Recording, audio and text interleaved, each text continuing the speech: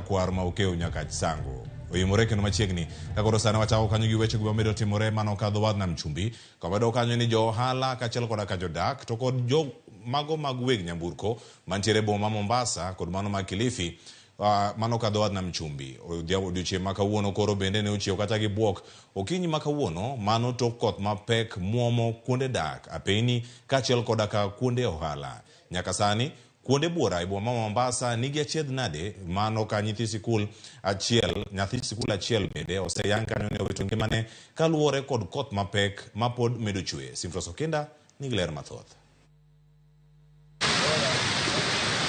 Ma e chal mathoth gwenge kadho wadh nam chumbi. Kamora mora koro ina ora.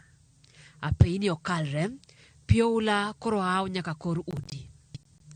Nyamburko manie safar okwamo e kor yo. Jowuoth bende koro onge kachop kama gidhiye ka koro ganda gikwayo kony kowuok kuom sirikal. Joale sekta mar limbe koro kwano lal mawiyo yugno, kaluwore kod kodhno masani ochungo chenro mathoth e kuonde yweyo kod magawa. Tutalilia nani kama hata wenye ambaye wametusimamia hawataki kujua? Walikuja wakaona mwanzo wa mwaka na wakajua exactly problem pariko.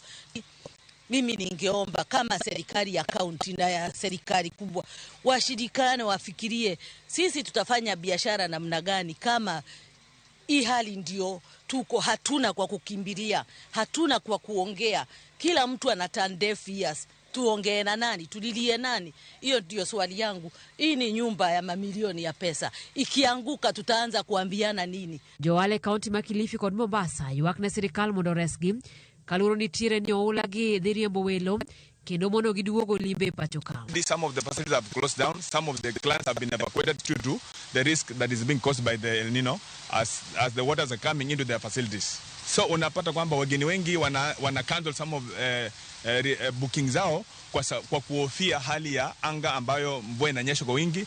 Mgeni njoo mwenyeji apone.